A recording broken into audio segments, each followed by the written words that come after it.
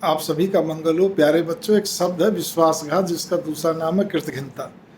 विश्वासघात और कृतघ्नता किसके साथ करी जाती है कि जब हमारा स्वार्थ हमारे ऊपर, हमारा लोभ, स्वार्थ, खुदगर्ज इतना हावी हो जाए कि हम उसको बिना बताए उस लोभ को अपना पूरा करना चाहें और हम उसको किसी न किसी तरह से उसको चोट पहुंचा बैठते हैं। वो हमारा पार्टनर भी हो सकता है, हमारा रिश्तेदार हो सकता है, घर का सदस्य भी हो सकता है। खून कई बार आपने देखा भाई भाइयों में भी होता है।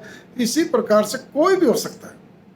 तो आप इस बात में, मित्र, घनिष्ठ, कोई भी, आप इस चीज़ पे गौर कर लीजिए। ये महापाप है। नैतिक अपराध, सामाजिक अपराध तो अलग है, लेकिन महापाप है। शास्त्रों में तो ये भी कहा गया कि जो कृतघ्न व्यक्ति होता है, विश्वासघाती, किसी के साथ भी कराओ, अगर आपके घर में, या तो आप उसको दूर कर दो, आप उससे वो दूर नहीं होता तो आप दूर रहो। और अगर आपकी मजबूरी तो समझ लो भाई पाप के समुद्र में आप रह रहे हो, वो असर तो आपको भी करेगा, छींटे तो आपको ही पड़ेंगे। दूसरी चीज़, ऐसे व्यक्ति को अपने पास बैठाना, पास रखना, उसके पास जाना, ये सब का सब आपको दोष लगता है।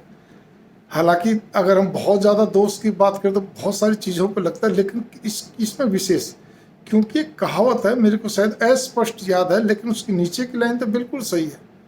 मतलब भाई कोई भी कितना भी भक्ति करता है, सब कुछ करता है, सब चीज़ें दूर होती हैं, लेकिन जो कृतघ्नता है, कृतघ्न व्यक्ति चाहे कितनी बार भी भक्ति करे, कितना भी दान धर्म करे, लेकिन वो कभी भी, उसको कहते हैं, मोक्ष नहीं मिलता, मुक्ति नहीं मिलती, उसका उद्धार हो नहीं सकता। इस श्रेणी में रखा हुआ, आप इस बात पे गौर कर लीजिए।